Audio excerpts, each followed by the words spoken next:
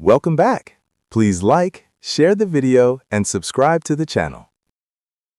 Hi everyone. Welcome to News in Simple English. I'm Alex. And I'm Jamie. Today we are talking about a very big story involving President Trump and Venezuela. Right. This morning, President Trump announced that the U.S. military successfully captured the leader of Venezuela, Nicolas Maduro. Wow, that is huge news. How did it happen, Alex? Well, President Trump said there was a large military strike in the capital city, Caracas. It was a joint operation between the military and law enforcement. I heard Maduro's wife was also captured. Is that right? Exactly. Both Maduro and his wife, Celia Flores, were taken. Currently, they are being held on a U.S. warship called the USS Iwo Jima. I see. And why was he arrested? Attorney General Pam Bondi confirmed the charges. He is being indicted for drug trafficking and weapons crimes. Wow. President Trump spoke about this at Mar-a-Lago, right? What else did he say? Yes, he did. He said the U.S. will temporarily help run the country to keep things stable and protect Venezuela's oil reserves. You know, some people are very happy about this. In Florida, large crowds are celebrating in the streets and shouting for liberty. That's true. But other countries, like Russia, are very angry. They called the strike an act of aggression. Right. And back in Washington, some leaders are asking if President Trump needed permission from Congress first. It's definitely a complex situation. Some U.S. soldiers were injured during the mission, but luckily, no one died. Well, we will keep watching this story. It is a major moment for the whole world. Exactly. Thanks for listening. Goodbye. Hello, and welcome to our podcast. I'm Alex. And I'm Jamie. Today we are talking about some very sad news from a beautiful part of the world. Right. Many people go to the Swiss Alps for a fun vacation, but this New Year's Eve, a tragedy happened at a popular ski resort in Crans, Montana. It's heartbreaking, Alex. A massive fire broke out at a crowded bar during the late-night celebrations. Swiss authorities confirmed that at least 40 people died. Wow, 40 people? That is a terrible number, and many more were injured, right? Exactly. About 115 people are in the hospital.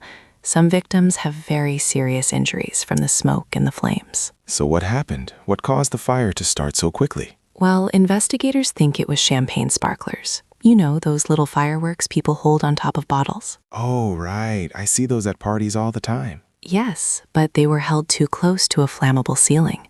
The fire spread incredibly fast because the building was so packed with people.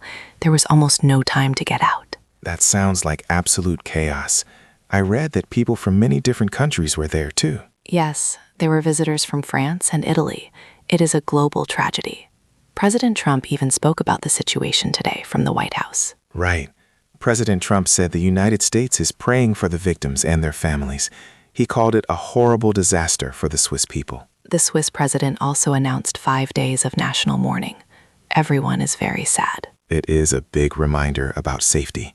Now many people are asking for better fire rules for indoor parties and fireworks. I agree. Safety must always come first. Well, that is all for today. Thank you for joining us to learn the news. Stay safe, everyone. Goodbye. Welcome to News Daily. I'm Alex. And I'm Jamie. Today, we have a very important story about the search for peace in Ukraine. That's right. High-level security leaders from many European nations arrived in Kyiv this Saturday. They are meeting to talk about a new plan to stop the war. It's a huge diplomatic push, Alex. Even President Trump is working hard on this initiative. He wants to help bring an end to the fighting that has lasted nearly 4 years. Wow, 4 years. That is such a long time for the people there. So, Jamie, what is actually in this new peace proposal? Well, they are discussing framework documents. These papers focus on 2 big things: security guarantees and plans to fix the economy after the war ends. Right. I also heard that Canada and NATO are helping with these steps. It sounds like a very serious effort. It is. And President Zelensky is making changes to his government to get ready. He just appointed Kirylo Budanov as his new head of office. Oh, Budanov. He is the former military intelligence chief, right? Exactly. Analysts say this helps the government stay strong and organized before the big negotiations start next week. That makes sense.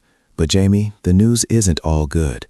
The situation on the ground is still very dangerous. You're right. Just last night, there were Russian attacks in regions like Kharkiv.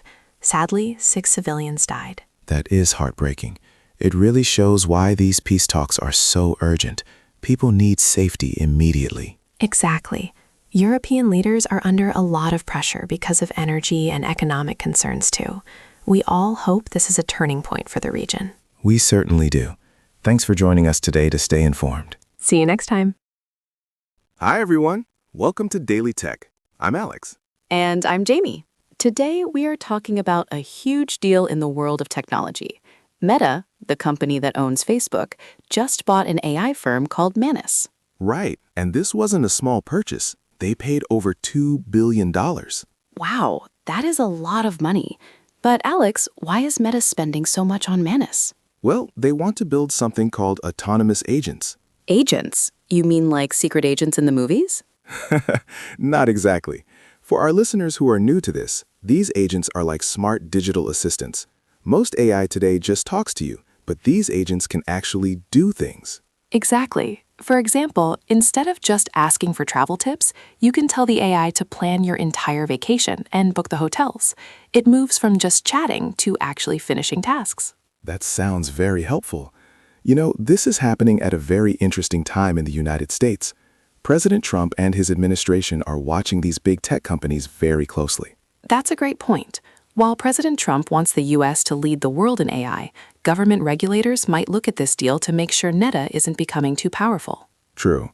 Meta needs this technology to compete with other big names like Google and Microsoft. They want to make sure their apps are the most useful. Right. Experts say that by 2026, AI will be a normal part of every computer and phone we use. Well, I hope a robot can help me do my chores soon. We can only dream, Alex. Anyway, that's the big news for today. Thanks for joining us. See you next time. Hello, everyone, and welcome. Today, we have some very big news about your wallet. Jamie, did you hear the latest update from the White House? I did, Alex. It's official. President Trump has approved new stimulus checks for Americans. Each check will be for $2,000. Wow, $2,000? That is a lot of money. You know, many people are going to be very happy to hear that. Why is the president doing this now? Well, as we know, many things are getting more expensive lately. That is what we call inflation. President Trump says he wants to help families pay for their daily costs and help the economy grow. Right, that makes sense. Like paying for groceries or gas. He mentioned he wants to put money back in the pockets of the working class. Exactly. It is a major part of his economic plan for 2026. He wants to make sure families have extra support. So the big question is, when will people actually get this money? Is it going to take a long time? Actually, no. The White House says it will happen very soon. The government will use the IRS and the Treasury Department to send the checks. They expect the money to start arriving in the next few weeks. That is very fast. But Jamie, does everyone think this is a good idea? Not everyone. It is a big debate. Many people are happy because they really need the help, but some experts are worried. They think spending so much government money might make inflation worse. I see. So it is helpful for families, but some people worry about the national debt. You're right, Alex. It's a balance. But for now, the plan is moving forward. Well, $2,000 will definitely make a big difference for many people. Thanks for explaining that, Jamie. You're welcome. Thanks for listening, everyone. Hello, everyone. Welcome back to our daily news update. I'm Alex. And I'm Jamie. Today we are talking about some very serious news from our neighbors in Mexico. That's right. A powerful 6.5 magnitude earthquake shook southern and central Mexico on Friday. It was quite scary for many people. Wow, a 6.5? That is a very strong earthquake, Alex. Where exactly did it happen? The center of the quake, which scientists call the epicenter, was near a town called San Marcos. That is in the state of Guerrero, near the Pacific coast. People in Mexico City felt it too, right? That is a very big city. Oh, definitely. In the capital, large buildings swayed back and forth. It even interrupted the first press meeting of the year for the Mexican president, Claudia Sheinbaum. I saw the video. She had to evacuate the National Palace immediately when the loud seismic alarms started ringing. Exactly. Safety first. You know, here in the U.S., President Trump is also being kept updated on the situation. Right. President Trump and his team are monitoring the news closely to see if Mexico needs any help or support. So, Jamie, what about the damage? Is everyone okay? Well, there are reports of landslides on the highways near the city of Acapulco. Thankfully, no deaths are confirmed yet, but some people have minor injuries from falling debris. It is good news that most people are safe. The early warning system worked well then. Yes, it gave residents a few seconds of notice. That gave them enough time to run into the streets before the heavy shaking started. That is amazing technology.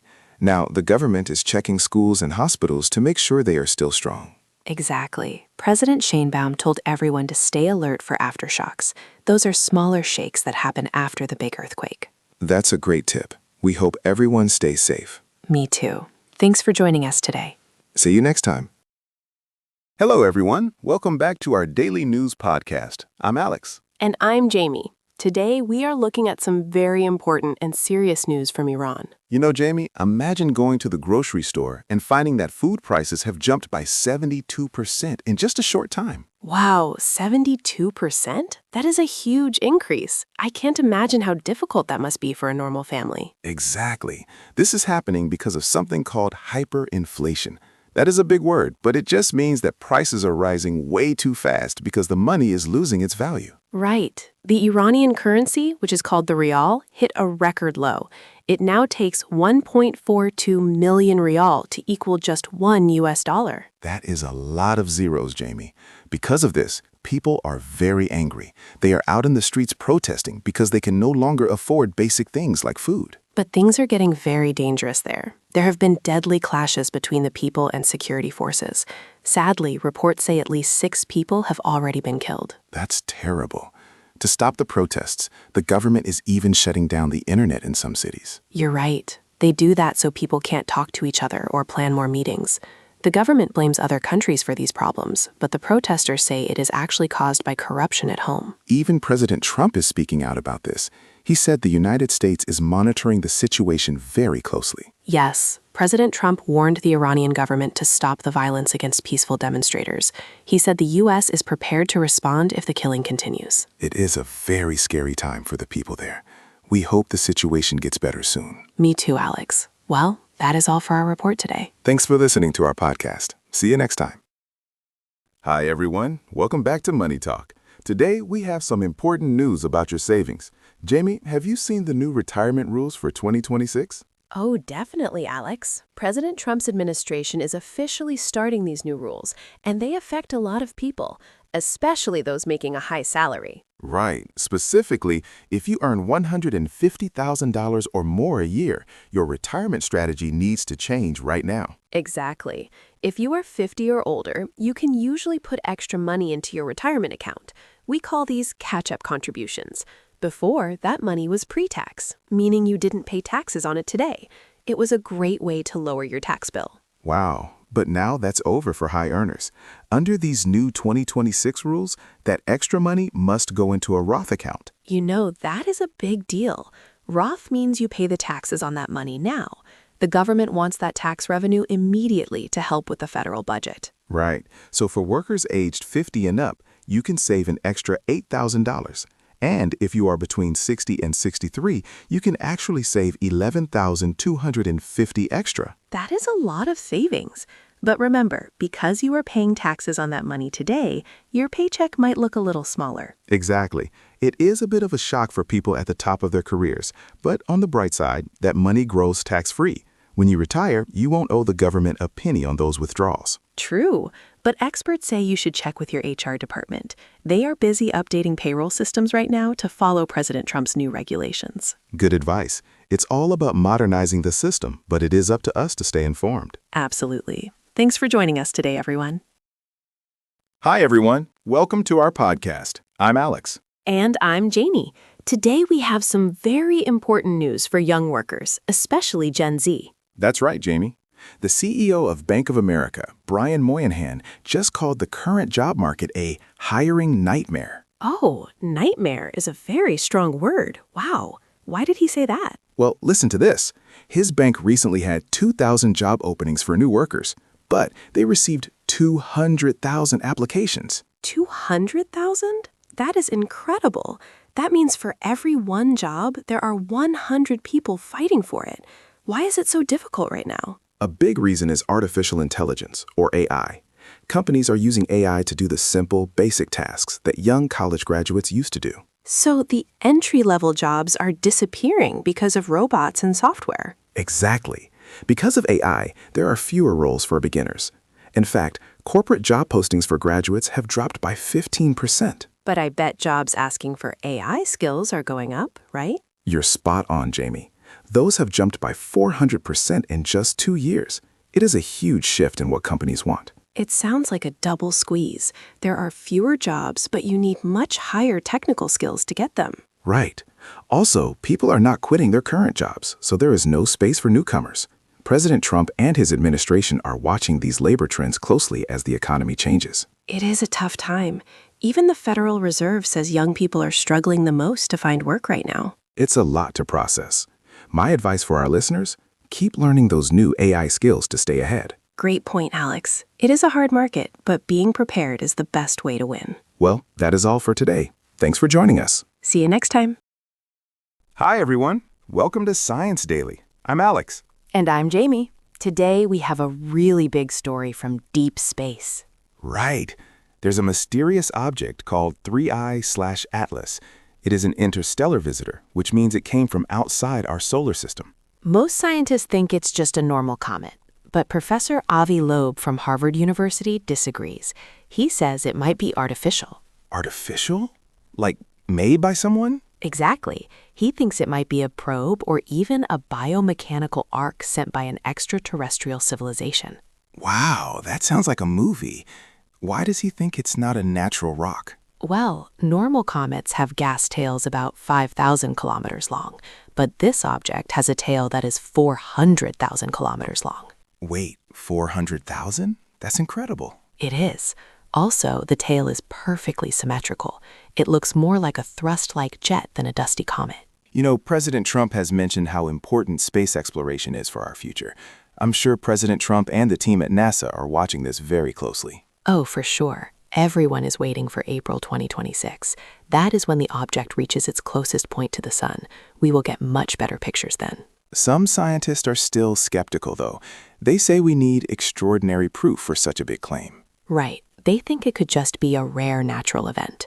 But the way it moves is very strange. It's almost like it's being steered. It's definitely the most exciting thing in the sky right now. It really is. We'll keep you updated as it gets closer. Thanks for listening, everyone. See you next time.